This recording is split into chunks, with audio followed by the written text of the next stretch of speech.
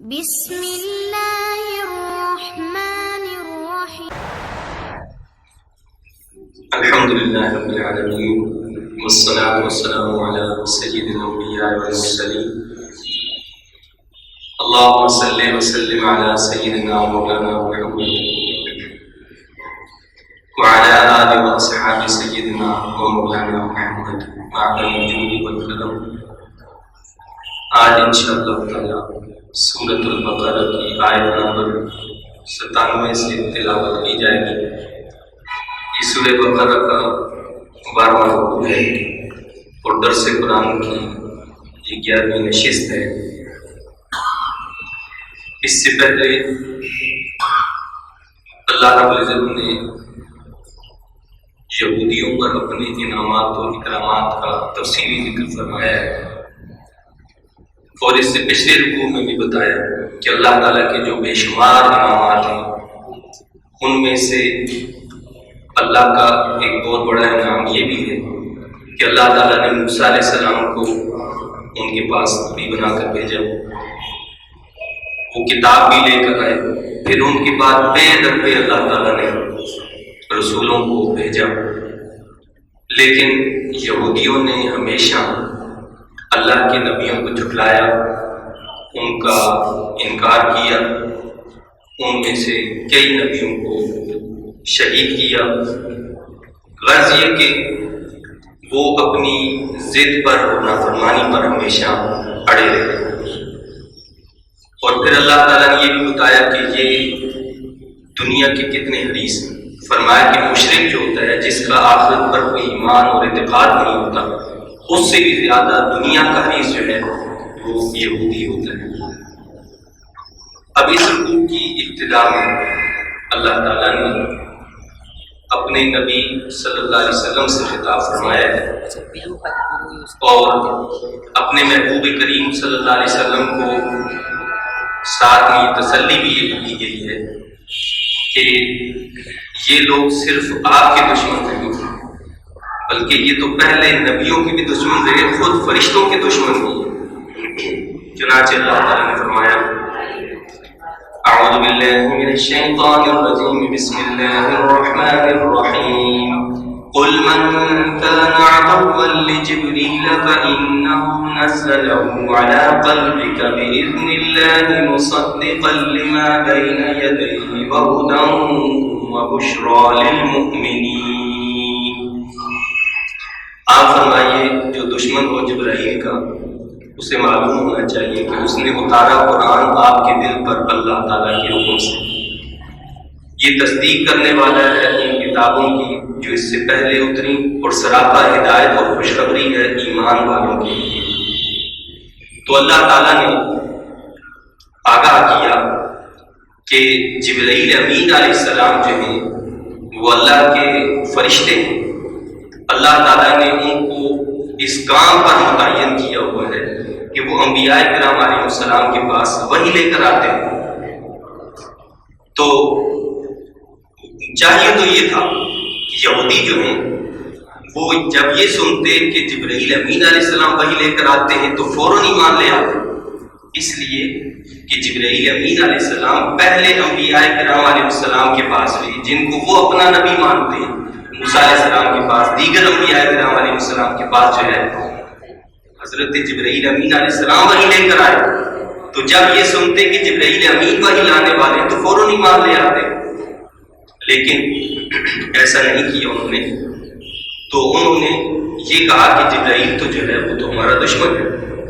حدیث شریف میں آتا ہے حضرت ابن عباس رضی اللہ تعالیٰ عنہ فرماتے ہیں کہ یہودیوں کی ایک جماعت اللہ کے رسول صلی اللہ علیہ وسلم کے پاس حاضر ہوئی اور آ کر کہنے لگی کہ ہم آپ سے 4 سوالات کریں گے، اور ان 4 سوالات کے جوابات سوائے نبی کے کوئی دوسرا نہیں دے سکتا. تو اللہ کے رسول صلی اللہ علیہ وسلم نے اس شرط پر ان کی اس بات کو قبول کر لیا کہ تم اسلام قبول کرو گے. انہوں نے وعدہ کیا کہ اگر آپ نے ان باتوں کا صحیح جواب دے دیا تو ہم آپ پر ایمان لے آئیں. لیکن چونکہ یہود جو ہیں وہ اہل شکن کو وہ ہمیشہ وعدوں کو توڑنے والی جماعت رہی ہے، تو انہوں نے 4 سوالات کیے. ان 4 سوالات میں سے آخری سوال جو تھا وہ یہ تھا کہ آپ کا دوست فرشتوں میں سے کون ہے؟ تو اللہ کے رسول صلی اللہ علیہ وسلم نے فرمایا کہ جبرائیل امین علیہ السلام ہے۔ تو کہنے لگے کہ نہیں، جبرائیل امین علیہ السلام آپ کے چونکہ دوست ہیں، اگر میکائیل آپ کے دوست ہوتے، وہ آپ پر وحی لے کر آتے تو ہم آپ پر ایمان لے آتے، اس لیے کہ جبرائیل تو ہمارا دشمن ہے تو ہم اب آپ پر ایمان نہیں لاتے۔ تو اللہ کے رسول صلی اللہ علیہ وسلم نے ان کی تمام باتوں کا صحیح جواب دیا، لیکن وہ ایمان نہیں لائے۔ ضد کیا پکڑی کہ جی چونکہ جبرائیل آپ پر لے کر آتے ہیں وحی تو اس لیے ہم ایمان نہیں لائیں گے۔ تو جبرائیل چونکہ جو کچھ بھی لے کر آتے تھے تو ان کو لگتا تھا کہ ہمارے خلاف باتیں لے کر آئے، تو جبرائیل تو اپنے پاس سے کچھ نہیں لے کر آتے، وہ تو اللہ کے پاس سے وہ چیز لے کر آتے ہیں جو اللہ ان کو عطا فرماتا ہے۔ جبرائیل علیہ السلام فرشتہ ہے، اور فرشتے کو تو وہ اختیار نہیں ہوتا جو اللہ نے انسان کو دیا ہے، یعنی انسان کو اللہ تعالیٰ نے خود مختار بنایا ہے۔ فرشتہ جو ہوتا ہے وہ صرف وہی کام کرتا ہے جو اللہ نے فرمایا، اس کی اپنی کوئی مرضی نہیں ہوا کرتی، فرشتے کی اپنی کوئی مرضی نہیں ہوا کرتی، وہ تو صرف وہ کرتا ہے جو اللہ نے حکم دیا ہے۔ سبحان اللہ۔ تو جبرائیل امین علیہ السلام سے دشمنی کی کوئی تو بھی نہیں بنتی کہ بھائی تم کیوں ان کے دشمن بن گئے؟ تو اللہ نے فرمایا کہ آپ فرمائیے جو دشمن ہو جبرائیل کا اسے معلوم ہونا چاہیے کہ اس نے اتارا قرآن آپ کے دل پر۔ یہ قرآن جو ہے اللہ تعالیٰ نے نہ صرف یہ کہ حضور انور صلی اللہ علیہ وسلم کے کانوں پر اتارا، آپ کے قلب اطہر پر اتارا۔ اس کے اطہار اگر کانوں سے سنے گئے ہیں، اس کے اسرار دل کے اندر اللہ نے رسول انور صلی اللہ علیہ وسلم کے قلب اطہر کے اندر اللہ تعالیٰ نے نازل فرمایا کہ اتارا قرآن آپ کے دل پر اللہ کے حکم سے، اللہ کے حکم سے قرآن اتارا۔ یہ تصدیق کرنے والا ہے ان کتابوں کی جو اس سے پہلے اتری، اور یہ کتاب ایسی ہے جو پہلی کتابوں کی تصدیق کرنے والی ہے، اور یہ فرشتہ بھی وہ فرشتہ ہے جو پہلی کتابوں کی تصدیق کرنے والا ہے، یہ پہلی کتاب لانے والا بھی یہی فرشتہ ہے، اور سراپا ہدایت و خوشخبری ہے ایمان والوں کے لیے۔ یہ قرآن اللہ کیا فرماتا ہے؟ سراپا ہدایت اور خوشخبری ہے ایمان والوں کے لیے، اس کے اندر خوشخبری ہے، خوشخبری ہے ایمان والوں کے لیے۔ آگے اللہ نے بتایا من كان عدوا لله وملائكته ورسله وجبريل وميكال فإن الله عدو للكافرين۔ جو کوئی دشمن ہو اللہ اور اس کے فرشتوں اور اس کے رسولوں جبرائیل و میکائیل کا تو اللہ بھی دشمن ہے ان کافروں کا۔ تو اللہ تعالیٰ نے بھی اعلان کر دیا کہ جو کہتا ہے کہ جبرائیل جو ہے وہ ہمارے دشمن ہیں، تو اللہ نے فرمایا کہ جو جبرائیل سے دشمنی کرتا ہے وہ ہم سے دشمنی کرتا ہے، اللہ اس کا دشمن ہے۔ جو شخص، جو فرد، جو جماعت جبرائیل کی مخالفت کرتی ہے، جبرائیل سے دشمنی رکھتی ہے، اللہ اس کا دشمن ہے۔ یعنی اس کا مطلب یہ ہوا کہ ایک فرشتے سے عداوت رکھنا، دشمنی رکھنا، دراصل تمام فرشتوں سے عداوت اور دشمنی رکھنا، اور ایک اللہ کے نیک اور مقبول بندے سے نفرت رکھنا دراصل اللہ سے، اس کے رسولوں سے، اس کے فرشتوں سے نفرت کرنا ہے۔ اسی لیے اللہ تعالیٰ نے یہ حدیث قدسی ہے، بخاری شریف کے اندر ہے، اللہ نے ارشاد فرمایا کہ من عادى لي وليا فقد آذنته بالحرب۔ جو میرے کسی دوست کے ساتھ، میرے کسی ولی کے ساتھ دشمنی رکھتا ہے، اس کے خلاف میں اعلان جنگ کرتا ہوں۔ یعنی جو اللہ کے ولیوں کا دشمن ہوتا ہے، جو اللہ کے دوستوں کا دشمن ہوتا ہے، اللہ اس کا دشمن ہوتا ہے، اور جو اللہ والوں کا چاہنے والا ہوتا ہے اللہ بھی اس سے محبت فرماتا ہے۔ قرآن میں اللہ نے فرمایا قل ان کنتم تحبون اللہ فاتبعونی، اے محبوب صلی اللہ علیہ وسلم آپ فرمائیے کہ اگر تم اللہ سے محبت کرنا چاہتے ہو تو پھر میری اتباع کرو، یعنی میرے محبوب حضور انور صلی اللہ علیہ وسلم کی اتباع کرو گے تو کیا ہوگا؟ یحببکم اللہ، اللہ پھر خود تم سے محبت فرمائے گا، صرف محبت نہیں فرمائے گا، ویغفر لکم ذنوبکم، تمہارے گناہوں کو بھی معاف فرما دے گا۔ تو اللہ والوں سے دوستی دراصل اللہ سے دوستی ہے، اور اللہ والوں سے دشمنی دراصل اللہ سے دشمنی ہے، اس کے رسولوں سے دشمنی ہے، اس کے فرشتوں سے دشمنی ہے۔ تو فرمایا کہ جو کوئی دشمن ہو اللہ اور اس کے فرشتوں اور اس کے رسولوں اور جبرائیل و میکائیل کا تو اللہ بھی دشمن ہے ان کافروں کا۔ تو اس سے یہ معلوم ہوا کہ اللہ کے مقبول بندوں کا ادب و احترام کرنا، ان کی تعظیم کرنا یہ نہایت ضروری ہے۔ اسی لیے علماء یہ فرماتے ہیں کہ جب اللہ کے نبیوں کا تذکرہ ہو تو بڑے ادب کے ساتھ، تعظیم و اکرام کے ساتھ ان کا ذکر کیا جائے، ان کا نام اچھے انداز میں لیا جائے، عامیانہ انداز میں۔ جس طرح ہم عام گفتگو میں لوگوں کے نام لیتے ہیں، اس طرح اللہ کے نبیوں کا نام، ان کا تذکرہ نہ کیا جائے۔ اسی طرح اللہ کے فرشتوں کا تذکرہ ہو تو اچھے ناموں کے ساتھ، ادب اور احترام کے ساتھ۔ اسی طرح اپنے مشائخ کا جب نام لیا جائے، اللہ کے نیک بندوں کا نام لیا جائے تو ادب و احترام کے ساتھ نام لیا جائے۔ حتیٰ کہ علماء نے فرمایا کہ ایک عورت کو اپنے شوہر کا نام نہیں لینا چاہیے، بلکہ اس کو ادب و احترام کے ساتھ بلانا چاہیے، ادب و احترام کا طریقہ جو ہے اس کو اختیار کرنا چاہیے۔ تو اللہ نے فرمایا وَلَقَدْ أَنزَلْنَا إِلَيْكَ آيَاتٍ بَيِّنَاتٍ وَمَا يَكْفُرُ بِهَا إِلَّا الْفَاسِقُونَ، اور یقیناً ہم نے اتارے ہیں آپ پر روشن نشان، اور کوئی بھی انکار نہیں کر سکتا ان کا بجز نافرمانوں کی۔ یعنی بات صرف اتنی نہیں ہے کہ جبرائیل امین علیہ السلام وہی لے کر آتے ہیں، اس کے علاوہ بھی تو روشن نشانیاں ہم نے جو ہے تم پر نازل کی ہیں، تورات کی ہے، انجیل کی ہے، اس سے پہلے دیگر کتب آئی ہیں، اللہ کے رسول تشریف لائے ہیں، حضرت موسیٰ علیہ السلام نے کئی معجزات دکھائے ہیں، تو یہ سب کھلی نشانیاں ہیں۔ اور خود تورات کے اندر محمد عربی صلی اللہ علیہ وسلم کے جو اوصاف، جو کمالات، جو علامات، جو نشانیاں بتائی گئی ہیں وہ تورات کے اندر موجود ہیں، اور تم دیکھتے ہو وہ سب کی سب نشانیاں اور علامات محمد عربی صلی اللہ علیہ وسلم کے اندر پوری پائی جاتی ہیں۔ لیکن تمام نشانیوں کو چھوڑ کر تم کیا کرتے ہو؟ تم انکار کرنے والے، اور انکار کرنا نافرمانوں کا طریقہ ہے۔ أَوَكُلَّمَا عَاهَدُوا عَهْدًا نَبَذَهُ فَرِيقٌ مِّنْهُمْ بَلْ أَكْثَرُهُمْ لَا يُؤْمِنُونَ، کیا یوں نہیں کہ جب کبھی انہوں نے وعدہ کیا تو پھر توڑ پھینکا اسے انہی میں سے گروہ نے، بلکہ ان کی اکثریت تو سرے سے ایمان ہی نہیں لائی۔ یعنی یہ یہودیوں کی عادت، طریقہ اور ان کی ذہنیت بتائیں کہ وہ ہمیشہ وعدہ کرتے ہیں اور وعدے کے خلاف معاملہ کرتے ہیں۔ بہت ہی کم لوگ ہوتے ہیں کہ جو اس وعدے کو پورا کرنے والے ہوتے ہیں۔ تو ایسے لوگوں میں سے کہ جو ان وعدوں کو پورا کرنے والے ہیں وہ حضرت عبداللہ بن سلام رضی اللہ تعالیٰ عنہ، یا اس طرح کے دیگر وہ صحابہ کرام ہیں کہ جنہوں نے یہودیت کو چھوڑا اور اسلام کو قبول کر لیا، کیونکہ حق نظر آیا تو انہوں نے فوراً حق کو قبول کر لیا۔ وَلَمَّا جَاءَهُمْ رَسُولٌ مِّنْ عِندِ اللَّهِ مُصَدِّقٌ لِّمَا مَعَهُمْ نَبَذَ فَرِيقٌ مِّنَ الَّذِينَ أُوتُوا الْكِتَابَ كِتَابَ اللَّهِ وَرَاءَ ظُهُورِهِمْ كَأَنَّهُمْ لَا يَعْلَمُونَ، اور جب آیا ان کے پاس رسول اللہ کی طرف سے تصدیق کرنے والا اس کتاب کی جو ان کے پاس ہے، اللہ کی طرف سے رسول آئے، محمد عربی صلی اللہ علیہ وسلم تشریف لائے، اور یہ پہلی کتابوں کا انکار کرنے والے نہیں بلکہ ان کی تصدیق کرنے والے۔ فرمایا کہ اس کتاب کی تصدیق کرنے والے جو ان کے پاس موجود ہے، تورات کی تصدیق کرنے والے رسول تشریف لائے، تو کیا کیا انہوں نے؟ تو پھینک دیا ایک جماعت نے اہل کتاب سے اللہ کی کتاب کو اپنی پشتوں کے پیچھے، جیسے وہ کچھ جانتے ہی نہیں۔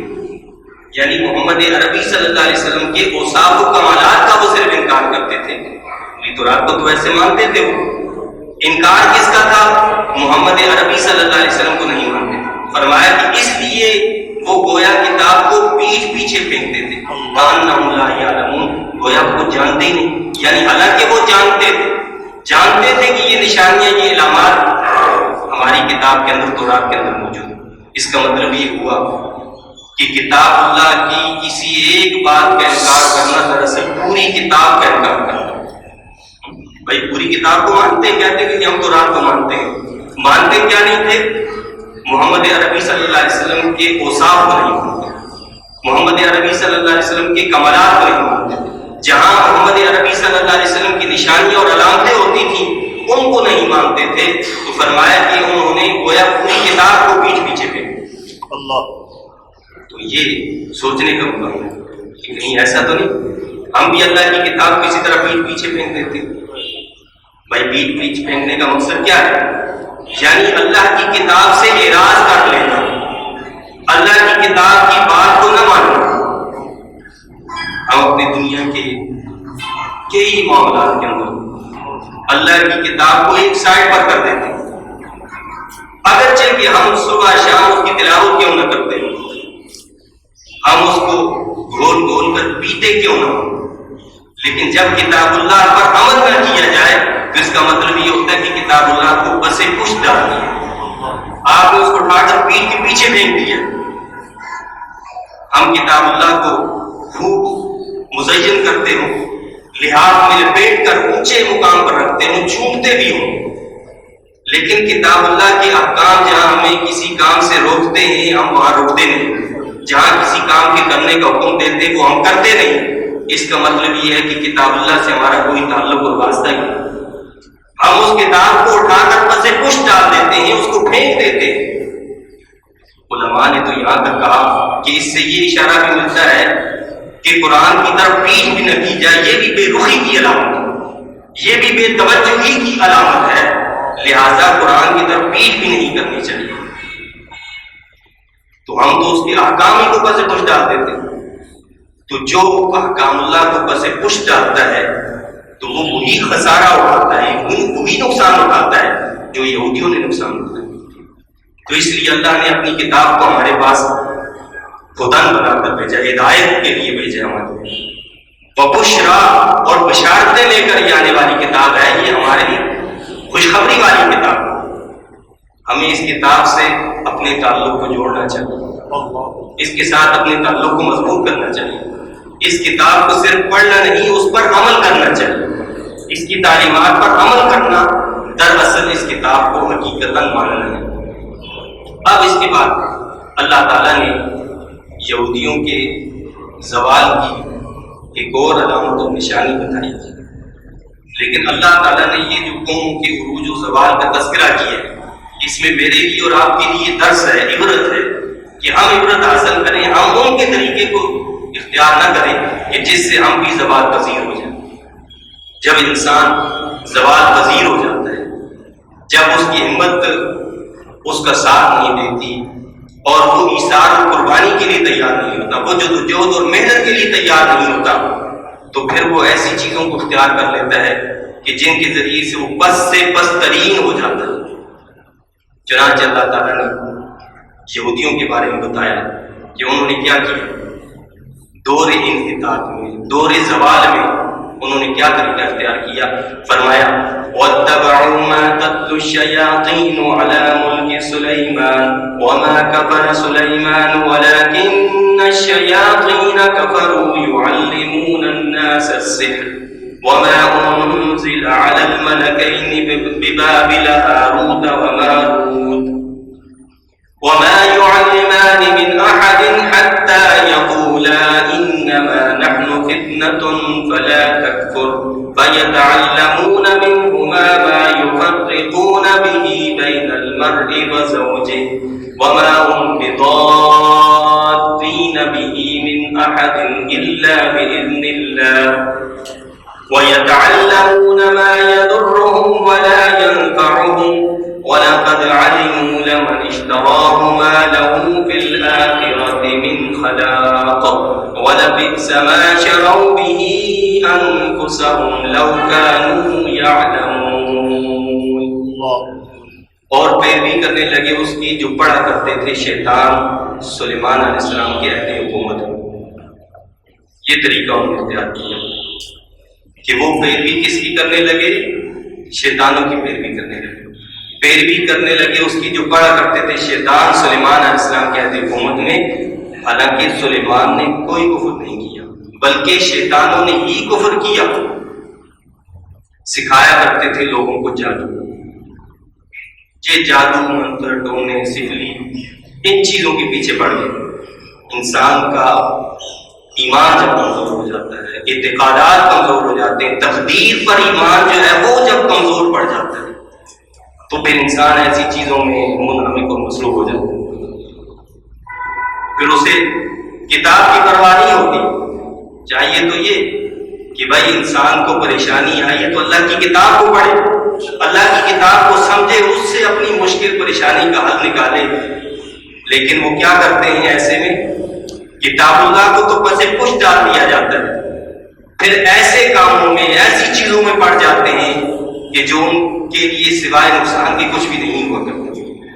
تو بتایا کہ یہودیوں نے ایسا ہی کیا کہ بجائے اس کے کہ وہ اللہ کی کتاب کو پکڑتے، اللہ کے احکامات پر عمل کرتے اور جو نبیوں نے دعوت دی اس دعوت کو دوسروں تک پہنچاتے، انہوں نے یہ طریقہ تو چھوڑ دیا۔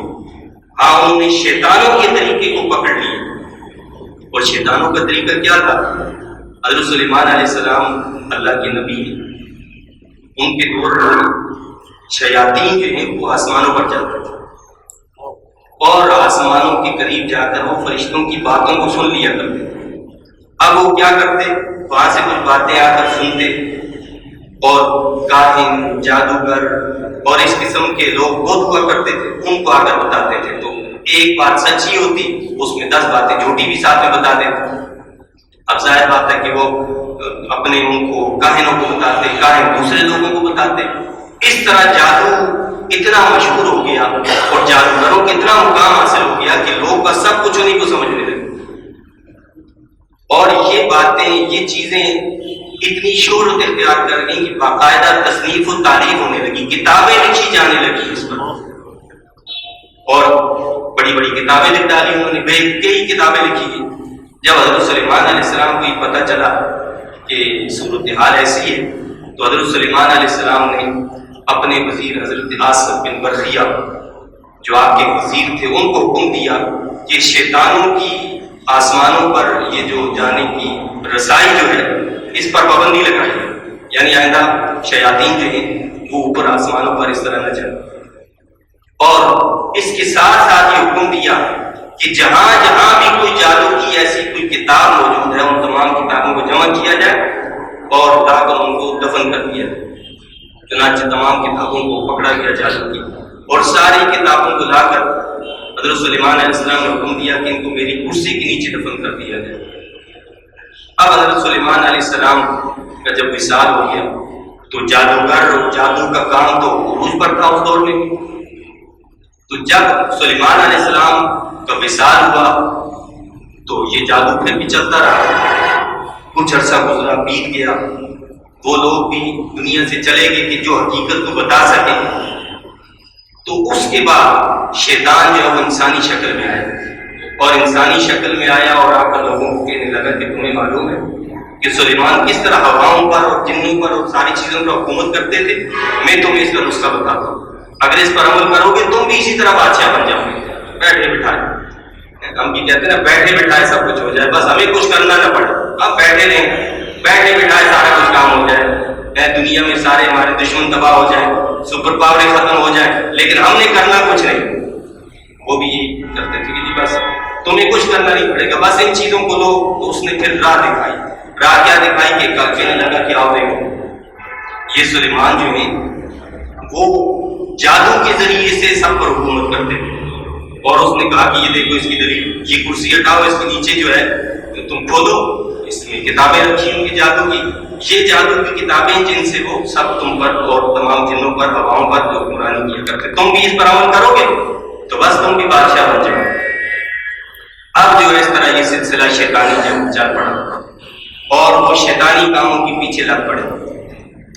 نعوذ باللہ حضرت سلیمان علیہ السلام کو اپنا نبی بھی مانتے تھے، اس کے باوجود وہ کہتے تھے کہ وہ تو نعوذ باللہ مشرک ہو گئے تھے آخر میں، اور انہوں نے کفر اختیار کر لیا تھا۔ وہ جادوگر اور ساحر تھے، وہ جادو کیا کرتے تھے، وہ جادوگر تھے۔ یہ بات اتنی پھیلی کہ محمد عربی صلی اللہ علیہ وسلم جب تشریف لائے تو آپ نے سلیمان علیہ السلام کا جب ذکر کیا تو وہ تب بھی نہیں مانتے تھے سلیمان علیہ السلام کو کہ وہ نبی ہیں، وہ تو کہتے تھے وہ تو بڑا جادوگر ہے۔ حضرت سلیمان علیہ السلام کے لیے نعوذ باللہ جادوگر کہا کرتے تھے، نہیں مانی انہوں نے یہ بات، لیکن جو زبان اقدس سے محمد عربی صلی اللہ علیہ وسلم کی زبان اقدس سے بات نکلے آخر اس کو مانے بغیر تو کوئی چارہ کار نہیں۔ یہ بات ان کی بائبل کے اندر، بائبل کے باب 11 کے اندر یہ بات لکھی ہوئی ہے کہ سلیمان علیہ السلام نے نعوذ باللہ شرک کیا، کفر میں مبتلا ہو گئے، وہ جادو اور ایسی باتیں لکھی ہیں کہ جن کو انسان زبان پر نہیں لا سکتا۔ اور پھر 1350 سال کا عرصہ گزرنے کے بعد یہودیوں کو اس بات کو ماننا پڑا جو محمد عربی صلی اللہ علیہ وسلم نے بتائی تھی. تو ان کو انسائکلوپیڈیا برٹانیکا کے اندر یہ لکھنا پڑا کہ بائبل کے اندر جو سلیمان علیہ السلام کے بارے میں یہ بات لکھی گئی ہے یہ غلط اور جھوٹ ہے جو بعد میں لوگوں نے لگائی ہے. حقیقت ایسی نہیں ہے، بلکہ سلیمان علیہ السلام اللہ کے نبی تھے، ان کو یہ ماننا پڑا. وہ نہیں مانتے تھے کہ سلیمان علیہ السلام جو وہ اللہ کے نبی ہیں. تو اللہ نے بتایا چونکہ قرآن مجید پہلے نبیوں کی پہلی کتابوں کی تصدیق کرنے کے لیے آیا، محمد عربی صلی اللہ علیہ وسلم پہلی کتابوں کی تصدیق کرنے والے نبیوں کے مقام کو دوبارہ سے نمایاں کرنے والے. کہ نبی جو ہیں وہ عام لوگ نہیں ہیں، وہ اللہ کے مقرب بندے ہیں، ان کا مقام اور مرتبہ بہت بلند ہے. چنانچہ فرمایا اور پیروی کرنے لگے اس کی جو پڑھا کرتے تھے شیطان سلیمان کے عہد حکومت میں، حالانکہ سلیمان نے کوئی کفر نہیں کیا. اللہ نے یہ اعلان کیا محمد عربی صلی اللہ علیہ وسلم کی زبان اقدس سے کہ وما کفر سلیمان، سلیمان علیہ السلام نے کوئی کفر نہیں کیا. یعنی اس کا مطلب یہ ہے کہ جادو تو کفر ہے بھائی. جادو ہوتا کیا ہے؟ جادو ہوتا یہی ہے کہ جس میں شیطانوں سے مدد مانگی جاتی ہے، جس میں شیطانوں کی بات کی اتباع کی جاتی ہے، جس میں شیطان سے امداد کی جاتی ہے، یہ جادو ہوتا ہے. جادو میں کانوں پر نظروں پر ایسی بندش کر دی جاتی ہے کہ حقیقت کچھ ہوتی ہے دکھائی کچھ دیتی ہے. وہ سناتے کچھ ہیں سنا کچھ جاتا ہے، اسی کو جادو کہتے ہیں. یعنی حقیقت کو بدل جانا، بات کچھ ہے اور سمجھی کچھ جاتی ہے، اسی کو کیا کہتے ہیں؟ جادو. یعنی حقیقت بدل جاتی ہے. اس کی کئی قسمیں، اس میں ایک قسم وہ بھی ہے کہ جو ہم چلتے پھرتے بازاروں میں ادھر ادھر بھی دیکھتے ہیں کہ لوگ جو جادو کی کرشمے دکھاتے ہیں کہ ایک چیز جو ہے وہ کچھ ہوتی ہے اس کو پھر کچھ اور. تو یہ نظر بندی کر دی جاتی ہے، نظر بندی کی جاتی ہے، کانوں کو بند کر دیا جاتا ہے، ان پر ایسا اثر ڈالا جاتا ہے کہ انسان سنتا کچھ ہے ہوتا کچھ ہے. یہ ساری چیزیں جادو کی شکلیں ہیں. تو اللہ نے فرمایا کہ سلیمان علیہ السلام تو ان چیزوں سے مبرہ ہیں، انہوں نے کوئی ایک بات نہیں کی، کوئی جادو کا کام نہیں کیا، بلکہ شیطانوں نے ہی کفر کیا. یعنی یہ کام کرنے والے تو شیطان تھے. شیطان کیا کرتے تھے؟ سکھایا کرتے تھے لوگوں کو جادو. ان کی ابتدا کرنے والے، جادو کی ابتدا کرنے والے کون ہی شیاطین ہیں. شیطان جادو سکھایا کرتے تھے. نیز وہ بھی جو اتارا گیا 2 فرشتوں پر شہر بابل میں جن کے نام ہاروت اور ماروت تھے. اب بتایا کہ یہ جو فرشتے اتارے گئے تھے ہاروت اور ماروت، جن کے متعلق جو ہے بڑی بڑی کہانیاں قصے ہماری بعض تفاسیر میں لکھے گئے ہیں جن کا قرآن اور سنت سے کوئی تعلق اور واسطہ نہیں. نعوذ باللہ کہتے ہیں کہ جی وہ ایک عورت تھی زہرہ نامی، وہ آئی اور اس پر وہ عاشق ہو گئے، اس نے شراب پلائی، انہوں نے نعوذ باللہ پتہ نہیں کیا کیا کیا، بالآخر ان کو سزا کے طور پر بابل کے کنویں میں لٹکایا ہوا. ان کی توبہ قبول ہوئی اور وہ آج بھی بابل کے کنویں میں لٹکے ہوئے. ان کا قرآن حدیث سے کوئی تعلق اور واسطہ نہیں. یہ سب اسرائیلیات ہیں، اس لیے کہ قرآن تو یہ کہتا ہے کہ فرشتے کون ہیں؟ لا یعصون اللہ ما امرهم. اللہ جس بات کا حکم دیتا ہے وہ اس کی نافرمانی ہرگز نہیں کرتے. بل عباد مکرمون، اللہ فرما رہا ہے کہ یہ سارے کے سارے فرشتے، صرف ایک فرشتے کی بات نہیں کی، بل عباد مکرمون، سارے فرشتوں کے بارے میں فرمایا کہ یہ عزت والے بندے ہیں اللہ کے، یہ اللہ کی عزت والی مخلوق ہے. اللہ تو یہ فرما رہا ہے. لوگ کہتے ہیں کہ جنہوں نے ایسا کر لیا، ایسا نہیں. ہاں اگر فرشتوں کو ہاروت اور ماروت جو ان کو نازل کیا گیا، اس لیے نازل کیا گیا تو میں نے آپ کو بتایا کہ جادو بڑا عام ہو گیا تھا. لوگ جادو میں اور معجزے میں فرق نہیں کرتے تھے کہ جادو کیا ہے معجزہ کیا ہے. اب یہ اس حقیقت کو بتانے کے لیے اللہ نے ان کو نازل کیا کہ یہ لوگوں کو بتائیں کہ بھائی جادو کچھ اور چیز ہے اور معجزہ کچھ اور ہے. یہ حقیقت بتانے کے لیے آئے تھے، جادو کی حقیقت کیا ہے. اس لیے اب آپ آگے پڑھیں گے کہ وہ جب کوئی ان کے پاس آتا اس کو بتاتے تھے کہ بھائی یہ ہم آزمائش ہے تمہارے پاس، ہم تو اس کی حقیقت بتانے آئے، لہذا تمہیں اس پر عمل نہیں کرنا. ہم یہ بتانے آئے کہ بھائی جادو کیا اور معجزہ کیا. جادو جو ہوتا ہے اس کے اندر اسباب کو اختیار کیا جاتا ہے. یہ فرق ہے معجزے میں اور جادو میں. جو جادو ہوتا ہے اس میں اسباب اختیار کیے جاتے ہیں، معجزے میں اسباب اختیار نہیں کیے جاتے، اس میں کوئی اسباب نہیں ہوتے دنیاوی، لیکن جادو میں کیا ہوتے ہیں؟ اسباب ہوتے ہیں۔ لیکن فرق کیا ہے؟ فرق یہ ہے کہ یہ اسباب جو جادو میں استعمال کیے جاتے ہیں وہ ہمیں نظر نہیں آتے، چونکہ کیا کیا جاتا ہے؟ نظر بندی کر دی جاتی ہے، ہمارے کانوں پر ایسے اثرات ڈال دیے جاتے ہیں کہ ہم نہ ان کو سن سکتے ہیں نہ ہم ان کو دیکھ سکتے ہیں۔ تو اس طرح اسباب تو اختیار کیے جاتے ہیں لیکن ہمیں پتہ نہیں چلتا، وہ مخفی اثرات ہوتے ہیں جن کو ہم نہیں جان سکتے۔ تو جب جادو اثر کر سکتا ہے، جو کلمات ہوتے ہیں، جو الفاظ ہوتے ہیں، تو کیا اللہ کے کلام کے اندر کوئی اثر نہیں ہے؟ بھائی جادو کے اندر یہ حقیقت ہے کہ جادو میں اثر ہے، جادو میں اثر حقیقت ہے نا بھائی، ایسا تو نہیں ہے کہ یہ کوئی خواب اور خیال ہے، یہ خیالی بات ہے، حقیقت ہے، جادو ہوتا ہے، جادو کا اثر ہوتا ہے۔ تو جس طرح جادو کا اثر ہوتا ہے اللہ کے کلام کا بھی اثر ہوتا ہے۔ تو جادو جو ہے اثر ہوتا ہے لیکن وہ اثر اس کی ذات میں تو نہیں، وہ اثر بھی تب ہوگا جب اللہ چاہے گا۔ تو اللہ نے بتایا کہ اور کچھ نہ سکھاتے تھے وہ فرشتے ہاروت اور ماروت، وہ دونوں کسی کو جب تک یہ نہ کہہ لیتے کہ ہم تو نری آزمائشیں، ان پر عمل کر کے کفر مت کرنا۔ جادو سیکھنا، سکھانا، اس پر عمل کرنا کفر ہے، اس لیے کہ اکثر اس میں شرکیہ کام ہوتے ہیں، شرکیہ باتیں ہوتی ہیں۔ تو جادو کا سیکھنا، سکھانا، اس پر عمل کرنا کیا ہے؟ یہ کفر ہے، ان اعمال کے قریب ہی نہیں جانا چاہیے۔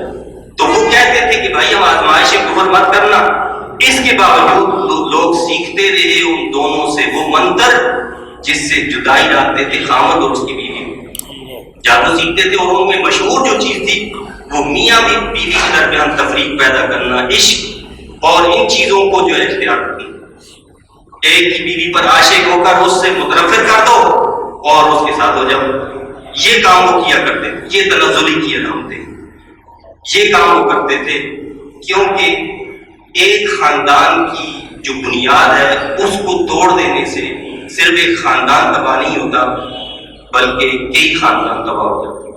وہ صرف میاں بیوی میں تفریق نہیں ہوتی بلکہ ان کی آنے والی نسلوں پر بڑے برے اثرات مرتب ہوتے ہیں، جو ان کے بچوں پر جو اثرات ہوتے ہیں وہ زندگی بھر میں رہتے ہیں۔ تو لہٰذا حدیث شریف میں بھی آتا ہے کہ شیطان اپنا تخت پانی پر بچھاتا ہے، وہ ڈپٹیاں لگا دیتا ہے بھائی یہ کام کر، پھر ان سے پوچھتا ہے آواز، ہاں بھائی آج کیا ہوا؟ تو ایک آتا ہے میں نے یہ کیا، کہتا ہے تم نے کوئی بڑا کام نہیں کیا۔ جب ایک شخص آ کر کہتا ہے کہ میں نے جی میاں بیوی کے درمیان جو جھگڑا پیدا کر دیا حتیٰ کہ اس نے طلاق دے دی، تو اس کو حدیث شریف میں آتا ہے کہ وہ اس کو اٹھا کر اپنے سینے سے لگا دیتا ہے کہ ہاں تم نے کام کیا، کیا کیا؟ تم نے کام کیا۔ تو یہ خاندان کی، گھر کی بڑی اہمیت ہے اسلام، جس کو ہم اہمیت نہیں دیتے ہیں، اس کی بڑی اہمیت ہے۔ اب اگر میاں بیوی میں اتفاق نہیں ہوگا، اتحاد نہیں ہوگا، تو آپ مجھے بتائیں ان بچوں میں کب اتفاق اور اتحاد ہوگا؟ وہ آنے والا جو گھر، جو خاندان بننے والا ہے، اس میں کب اچھائی پیدا ہوگی؟ تو لہٰذا گھر کے اندر اتفاق اور اتحاد رکھنا یہ لازمی ہے۔ شیطان تو حملہ کرتا ہے، وہ تو چاہتا ہے کہ کیا کریں، ان دونوں کے درمیان تفریق پیدا کریں، اور یہی کام شیاطین جو ہے وہ کرتے ہیں، اسی سے وہ خوش ہوتے ہیں۔ فرمایا کہ وہ اس سے جدائی لاتے تھے خامد اور اس کی بیوی میں، اور وہ ضرر نہیں پہنچا سکتے اپنے جادو منتر سے کسی کو بغیر اللہ کے ارادے کے۔ اللہ کے ارادے سے ہر چیز نقصان پہنچاتی ہے، اور وہ سیکھتے ہیں وہ چیز جو ضرر رساں ہے ان کے لیے اور نہیں نفع پہنچا سکتی انہیں، اور وہ اچھی طرح جانتے ہیں کہ جس نے اس کا سودا کیا اس کے لیے آخرت میں رحمت الہی سے کوئی حصہ نہیں۔ جادو جس نے خریدا، جادو پر عمل پیرا ہوا، اس کا آخرت میں کوئی حصہ نہیں۔ قرآن نے اعلان کیا، اسی لیے امام اعظم ابو حنیفہ رحمۃ اللہ علیہ جادوگر کی سزا قتل مقرر فرماتے ہیں، فرمایا کہ اس کی توبہ بھی قبول نہیں کی جائے گی، توبہ بھی اس کی قبول نہیں، جس کے بارے میں یہ واضح ہو جائے اور وہ اقرار کر لے کہ وہ جادو کرتا ہے، تو آپ فرماتے ہیں کہ اس کی سزا قتل ہے، اس کی توبہ قبول نہیں کی جائے گی۔ اور وہ اچھی طرح جانتے ہیں کہ جس نے اس کا سودا کیا اس کے لیے آخرت میں رحمت الہی سے کوئی حصہ نہیں، اور بہت بری ہے وہ چیز بیچا ہے انہوں نے جس کے بدلے کی جانوں کی فلاح کو کاش وہ کچھ جانتے ہیں۔ اگر ہم قرآن اور حدیث پر ایمان رکھتے ہیں، پختہ ایمان ہے، تو اللہ کے رسول صلی اللہ علیہ وسلم نے ان ساری چیزوں کے علاج ہمیں بتائے۔ ہم قرآن سے، سنت سے جڑے رہے تو ان چیزوں کا کوئی اثر نہیں ہوتا۔ جادو کا توڑ اللہ کے رسول صلی اللہ علیہ وسلم نے بتایا ہے کہ اجوا کھجور، مدینہ طیبہ کی کھجور ہے، اجوا کھجور 7 کھجوریں کھا لی جائیں جادو کا اثر بالکل ختم ہو جاتا ہے۔ بات ہے ایمان کی، اعتقاد کی، یقین۔ 7 اجوا کھجوریں صبح کھا لیں، جادو کا اثر ختم۔ یہ کھانے کی دوا، اور اسی طرح روحانی دوا بھی بتایا۔ یہ سورہ فلق اور سورہ ناس قرآن مجید کی آخری 2 صورتیں اللہ نے نازل اسی لیے کی، اس کا توڑ جادو 11 مرتبہ ان صورتوں کو پڑھ کر باوضو ہو کر جس پر دم کیا جائے سارا جادو کا اثر جو ختم ہو جاتا ہے، کوئی جادوگر اس پر عمل جو اس کا نہیں رہتا۔ تو اللہ نے بتایا کہ جس نے اس کا سودا کیا اس نے بڑا برا سودا کیا ہے، کاش کہ وہ جانتے۔ وَلَوْ أَنَّهُمْ آمَنُوا وَاتَّقَوْا لَمَثُوبَةٌ مِّنْ عِندِ اللَّهِ خَيْرٌ لَوْ كَانُوا يَعْلَمُونَ، اور اگر وہ ایمان لاتے اور پرہیزگار بنتے تو اس کا ثواب اللہ کے ہاں بہت اچھا ہوتا، کاش وہ کچھ جانتے۔ اللہ تعالیٰ سے دعا ہوتے جائے کہ اللہ تعالیٰ مجھے آپ ہم سب کو ان تعلیمات کی سمجھ عطا فرمائے اور سمجھ کر قرآن و سنت کی تعلیمات پر عمل کی توفیق عطا فرمائے۔ آمین۔ وآخر دعوانا الحمدللہ۔